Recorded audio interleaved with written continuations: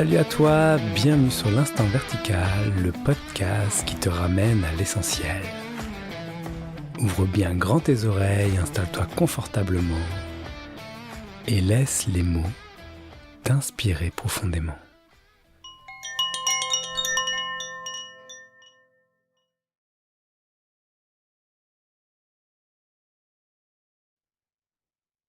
Bonjour, bienvenue sur ce nouvel épisode de l'Instant Vertical. Aujourd'hui, je reçois Paul K. Salut Paul. Salut Benjamin. Paul, bienvenue. Je suis en lien avec toi suite à la sortie de ton dernier livre qui s'appelle « Et si tout cela n'était qu'un jeu » aux éditions Ilia. Et l'idée, c'était de parler avec toi du jeu de la vie que tu as eu vraiment très à cœur de poser dans ce livre. Je te propose, je te fais une petite présentation, tu me dis si ça te va. Donc, Ok. ce que j'ai compris de toi, Paul, c'est que tu es un artiste inspiré, que tu es auteur, réalisateur, scénariste, metteur en scène. Voilà, tu adores utiliser l'art, les arts en général pour pouvoir. Et là, ce qui te vient, c'est vraiment de pointer vers ce qu'on appelle généralement la spiritualité, qui est un grand mot un peu fourre-tout, mais essayer de le rendre vraiment accessible à tout le monde par les arts, et notamment là en ce moment le livre et les films. Est-ce que ça te va si je te présente comme ça? Bah ouais, je pense que c'est parfait. Ouais. C'est exactement ce à quoi je suis occupé en ce moment. Donc voilà, Paul K, si vous le suivez, il y a déjà un livre et il y a un film en réalisation et sûrement plein d'autres projets qui vont venir, mais on va en reparler à la fin de cet épisode. Alors, aujourd'hui, nous allons parler du jeu de la vie, Paul, et j'aimerais te poser comme première question, si tu le veux bien, qu'est-ce qui t'a inspiré le titre de ce livre et si tout cela n'était qu'un jeu? Eh bien, mon existence, hein, déjà. Depuis que j'étais enfant, euh, il y a toujours eu cette sensation euh, d'être avec moi, dans le sens où j'étais à l'école, par exemple, et je me posais la question, pourquoi, quand je rentre chez moi, c'est moi que je suis, à l'intérieur de ce corps. Il y avait vraiment cette sensation de ne pas comprendre pourquoi j'étais moi et pas Claire ou Paul ou Vincent. Là, je suis Paul, mauvais prénom. Tu vois ce que je veux dire? Ouais. Et j'ai la sensation que plus ou moins on s'est tous posé cette question, mais moi c'était vraiment quelque chose qui me triturait l'esprit. Et je le dis à un moment dans le livre, c'est dans une certaine conclusion. Je lisais une BD quand j'étais plus jeune.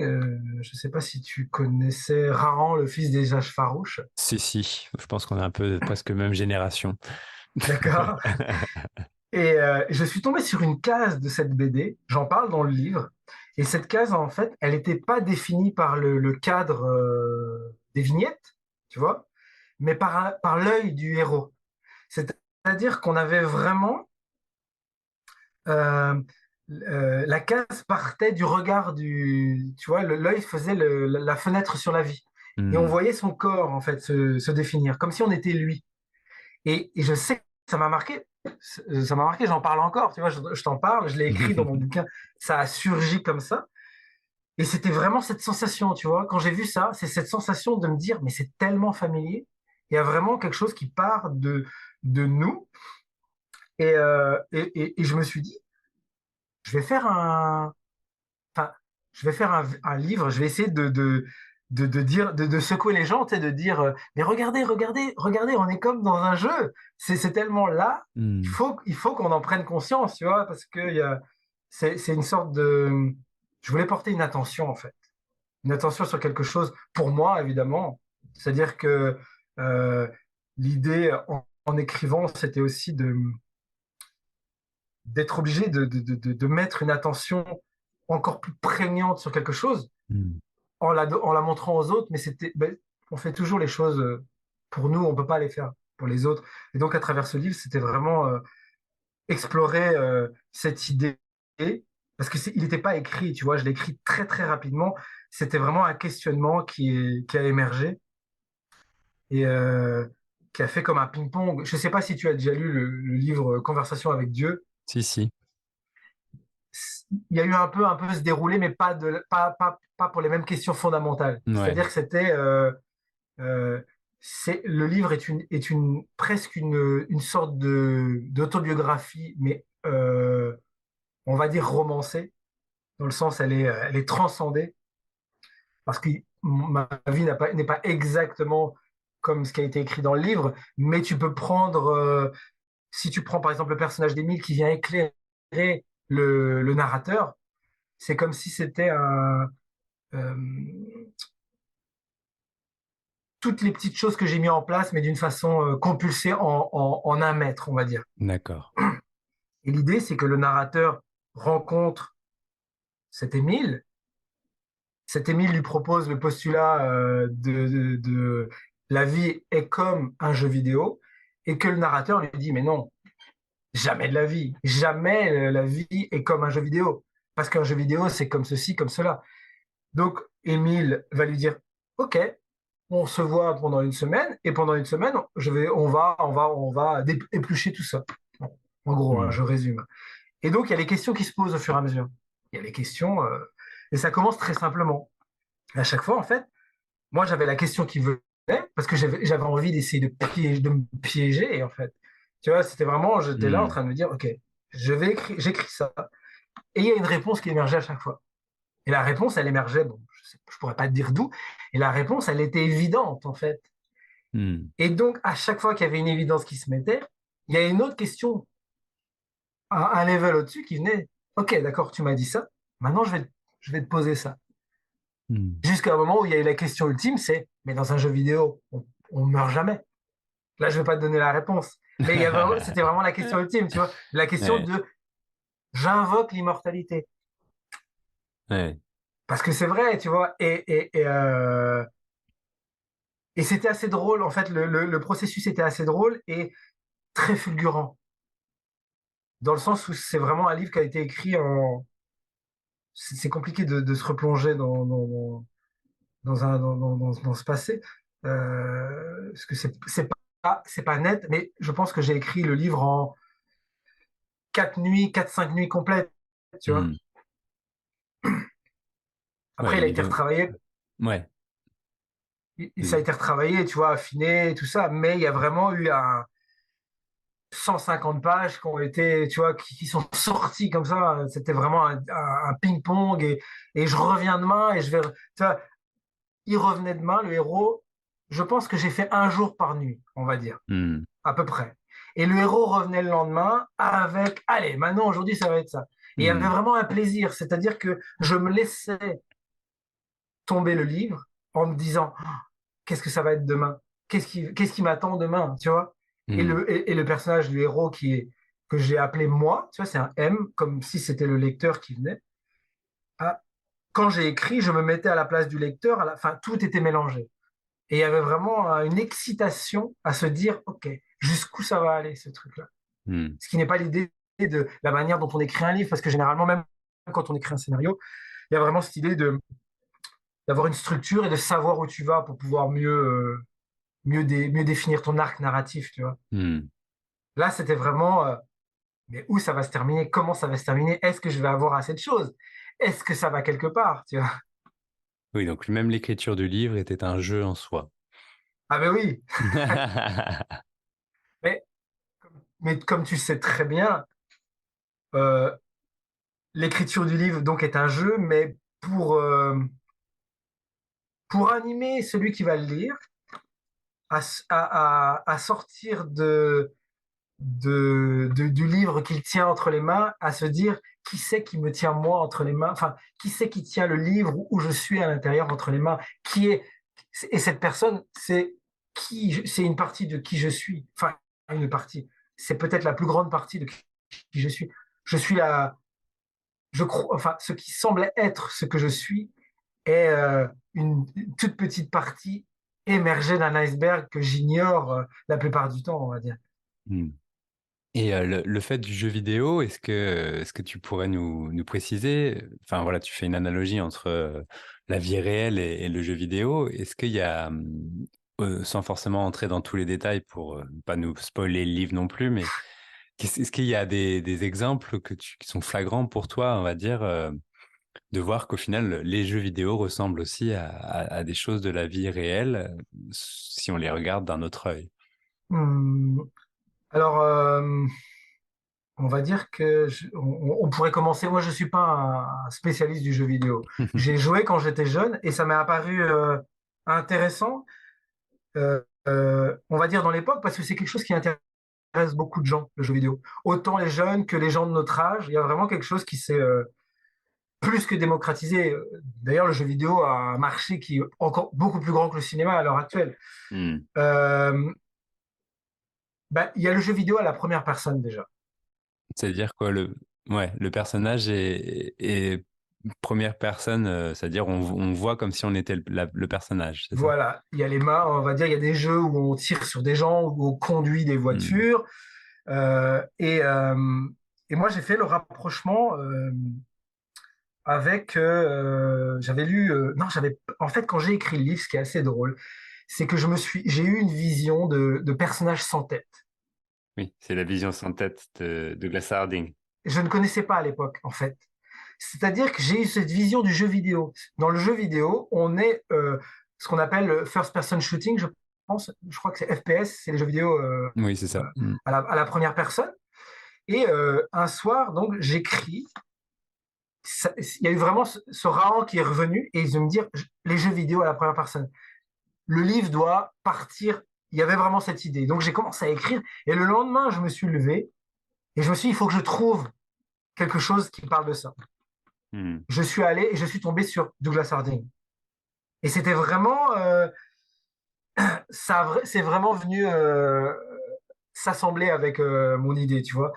Et Hmm. pour revenir à ta question du jeu vidéo, la première analogie, c'est vraiment cette idée de quand on se regarde, comme dirait Douglas Harding, à 0 centimètre de nous et qu'on étend nos mains, on est comme dans un jeu vidéo. Ouais. Et je pense que je ne sais pas qui a inventé cette idée, je ne sais pas s'il l'a fait consciemment ou inconsciemment, et c'est la même chose, mais il y a cette idée que si on porte attention à ça, on se dit, et si je m'imaginais comme dans un jeu vidéo, genre je rentre dans ma voiture, je mets le contact, je suis dans un jeu vidéo. Alors c'est le jeu de la vie, mais je suis dans un jeu vidéo qui est le jeu de je conduis ma voiture pour aller au supermarché. Dans l'existence, on se dit pas que c'est un jeu. Mais quand tu te mets sur ta console et que tu vas jouer tu dis oui, je joue au jeu pour gagner une course, mais en fait, à la base, le but, c'est de gagner une course. Mais l'idée, c'est de conduire, d'avoir la sensation au plus près de conduire une voiture. Hmm. Et la manière dont c'est fait, c'est on t'a mis dans une position où tu es dans la vision d'un pilote, tu as le volant, tu as la route qui défile, mais l'analogie à la vie, enfin, c'est la même chose en beaucoup plus immersif, en beaucoup plus sensationnel, enfin phénoménal, sensationnel. Il y a une perception, tu tiens le volant, tu as le vent, enfin, tu écoutes la radio, tu as les gens, tu vois, si tu es dans un embouteillage, il y a les gens qui commencent à t'insulter. Enfin, je veux dire, c'est tellement, il y a quelque chose. Enfin, on est d'accord, tu vois, tu comprends ce que je veux dire. Hmm. Et tout devient un jeu. C'est-à-dire que tu gardes ta voiture. Le jeu, c'est de trouver une place dans un parking. Et là, tu as des gens qui vont se garer avant toi. Là, tu vas faire les courses. Le jeu, c'est de trouver les bons produits. Et quand tu es à la caisse, est-ce que tu as assez d'argent? Là, tu te réfères au jeu. Un jeu, c'est je travaille dans une usine. Et là, le jeu, c'est de mettre des choses dans des boîtes le plus vite possible, à une cadence infernale. Et si j'y arrive pas, à la fin de la journée, je suis. Enfin, tu vois, c'est un jeu qui Hmm. apparaît moins marrant parce qu'on a décidé de qualifier la vie en agréable et non agréable, mais ça reste un jeu, en fait. Si on reprend l'analogie du jeu vidéo, par exemple, et c'est une analogie qu'on retrouve souvent aussi dans les partages autour de l'éveil ou de la spiritualité, c'est de prendre l'exemple de l'écran.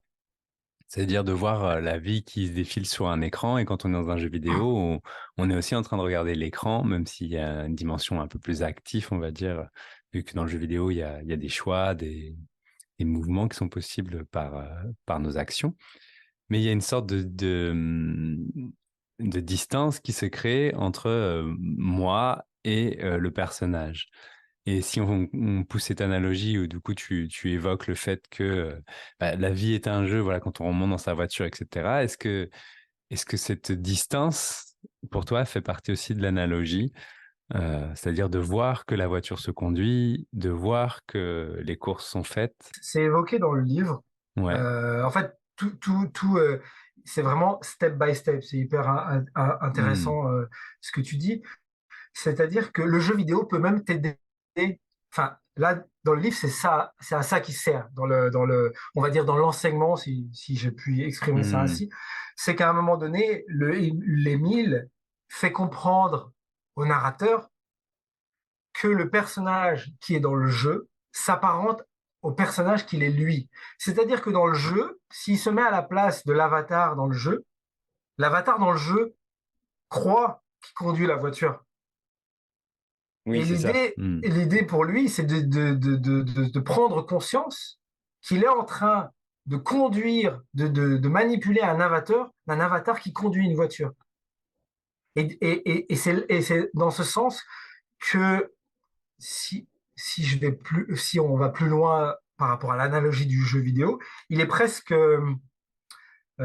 didactique dans le sens où il peut t'amener à avoir une vision sur toi-même au niveau de la spiritualité, à Hmm. lâcher le fait de croire que c'est toi qui fais. Si tu prends le jeu comme des poupées russes, tu vois, Ouais. c'est-à-dire que tu as le jeu, tu as le joueur, et tu peux t'imaginer qu'il y a autre chose derrière, et encore autre chose, et encore autre chose. D'ailleurs, je prépare un spot promotionnel pour le livre qui va dans ce sens, qui explique vraiment cette idée de poupée gigogne, tu vois, d'écran Ouais. immaculé sur lequel en fait tout se passe et qui serait en fait la vérité de ce qu'on est. Nous, on croit, comme dans le jeu, en fait, le jeu vidéo t'initie à l'action. Je joue à.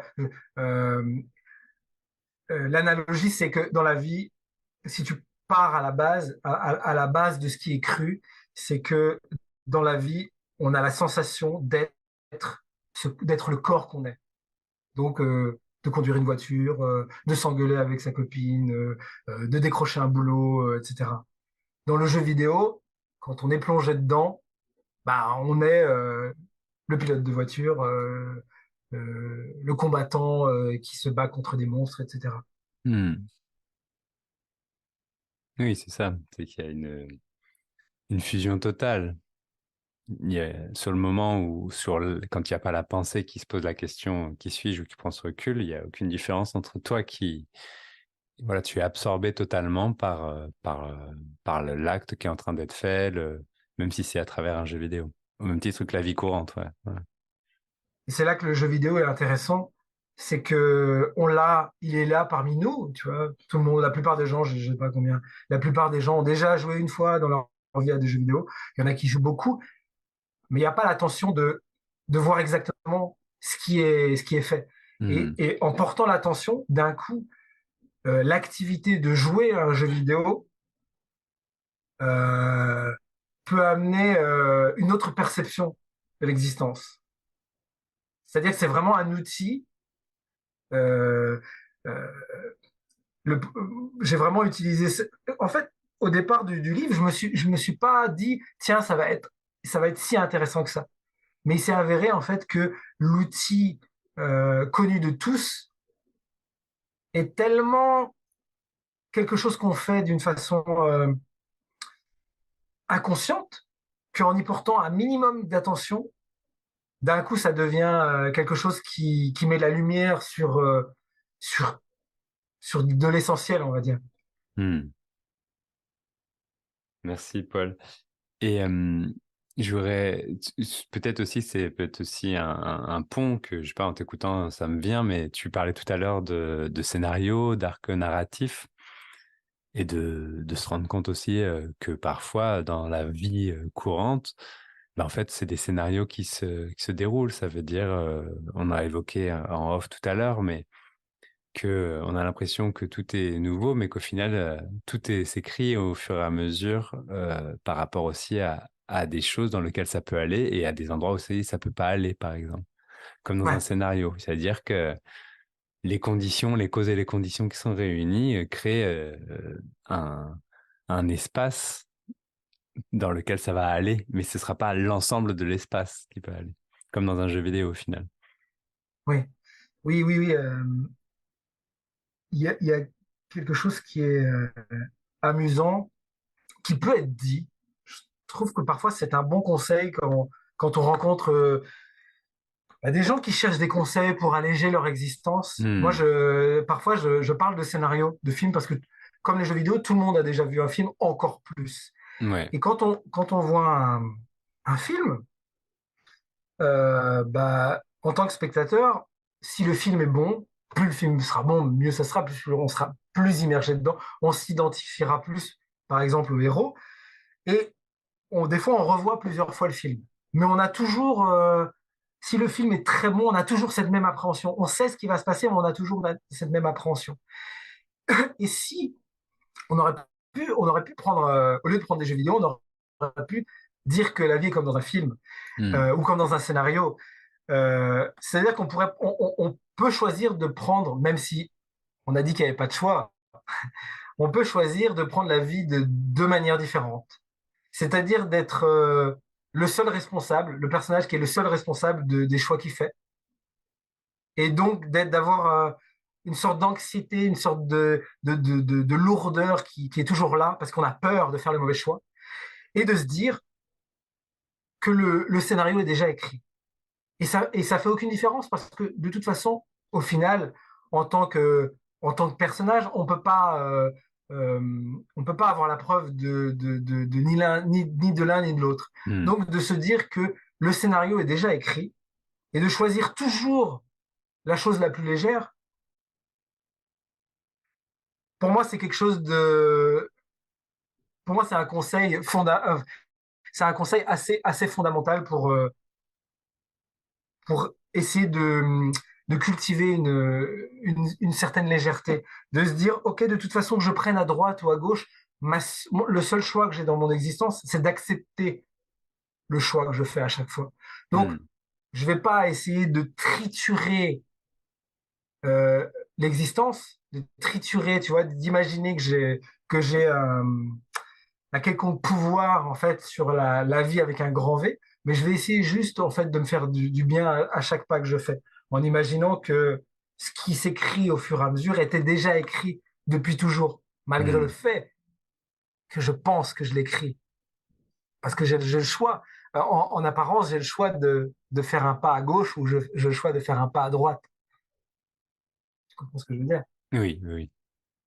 Merci, merci.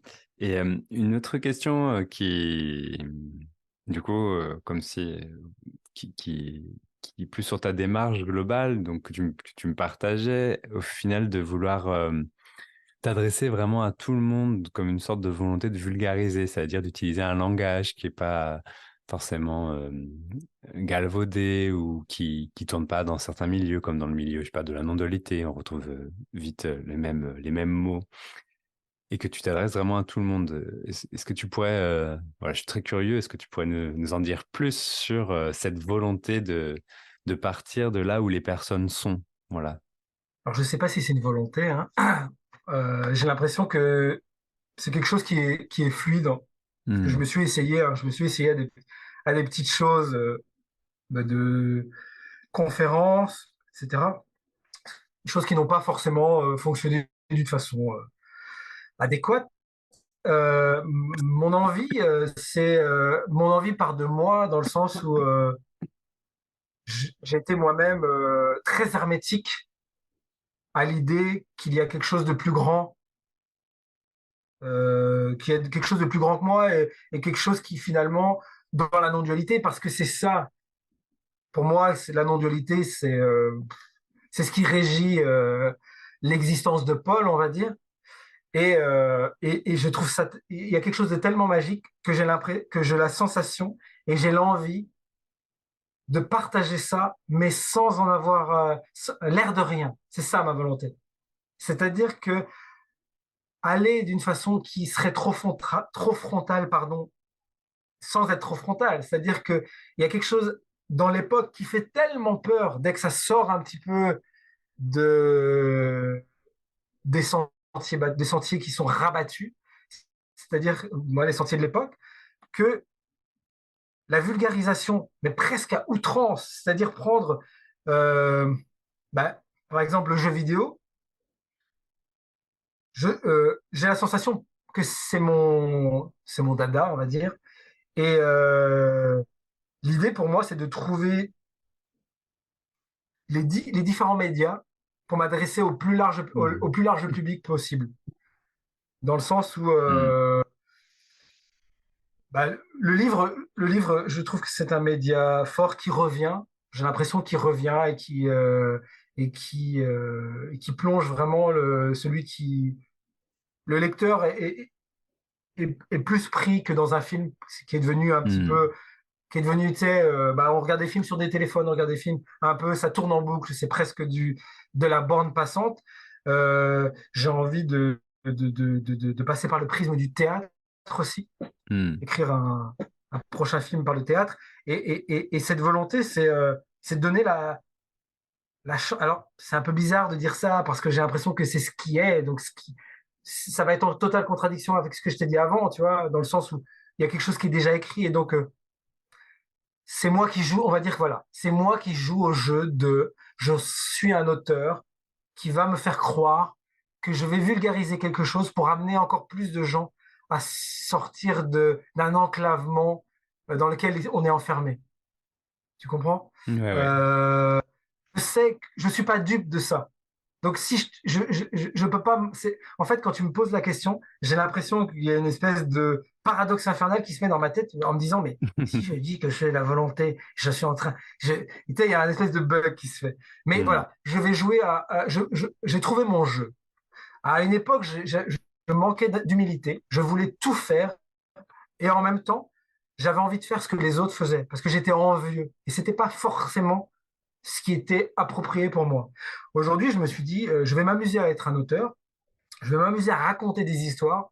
Comme quand j'étais petit, j'adorais raconter des histoires aux autres, entraîner les autres avec moi. C'était quelque chose qui m'apparaissait naturel. Et en fait, aujourd'hui, l'idée de Paul K, c'est de s'amuser à raconter des histoires et à amener les gens qui voudront ou qui seront dans ce chemin d'être ramenés dans une idée de s'émanciper d'un, de quelque chose qui vient je sais pas comment dire, les emprisonner tu vois, mentalement. Il y a quelque chose de très simple là-dedans. Mhm. C'est-à-dire que la clé, elle est pas forcément dans un mot euh, évident. Par exemple, je vais dire à quelqu'un glace au chocolat et d'un coup, s'il va manger une glace, la glace va lui rappeler un truc et tous les dominos vont tomber et d'un coup, émergence de quelque chose de nouveau. Et c'est ça, la recherche, je vais essayer de trouver la sensation, la perception à travers tout un tas de choses qui me parlent à moi pour essayer de parler aux autres. Et ça va être mon jeu. Mhm. Je vais pas aller chercher plus loin parce que croire que je vais bouger, je vais être l'instigateur du grand changement de l'existence alors qu'elle est déjà complète et que je ne suis un petit bout de moi-même qui vient s'agiter au sein de moi-même. Voilà, j'ai compris que moi j'avais juste à jouer ma note au sein d'une espèce de grande Mhm. symphonie. Et plus Mhm. je la jouerai juste, plus les autres autour de moi la joueront juste, et plus il y aura une harmonie qui se fera et peut-être qui sera propagée et il y aura plus besoin de tout ça. Je sais pas. Mhm. Ok, une note ludique dans le jeu de Paul. Merci beaucoup, Paul, pour ce partage. Merci à Du toi, hein. coup, n'hésitez pas à continuer à suivre Paul pour bientôt avoir la chance de voir des satsangs théâtraux, films et autres livres. Est-ce que, Paul, si on veut te contacter, est-ce qu'il y aurait un média, un réseau social ou voilà, comment on fait pour te rencontrer si on a très envie de te poser des questions? Et ben, moi, j'ai une chaîne. Non, j'ai pas encore de chaîne. J'aurai bientôt une chaîne, j'imagine, je pense. Mais je suis sur Facebook à Polka KA, parce que j'ai pas pu avoir Polka, et sur Instagram à Polka Auteur. Et Donc, là, il y a tous Paul mes liens. K.A. auteur sur Facebook et Paul K. auteur sur Instagram, c'est ça? Sur Facebook, sans le auteur, juste Paul D'accord, KA.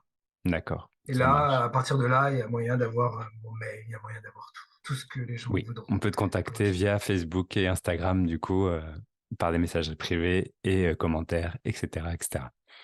Exactement. Super. Euh, Bah, merci beaucoup, Je te remercie.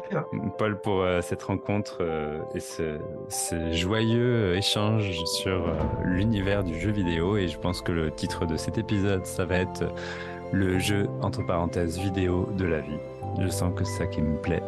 C'est ça qui résume bien ce qui était l'essence de cet épisode. Merci, Merci à merci, toi. Paul. Et puis, je te dis Allez, bonne à journée. une prochaine et bonne continuation dans tous tes projets très inspirants. Merci à toi aussi, Benjamin.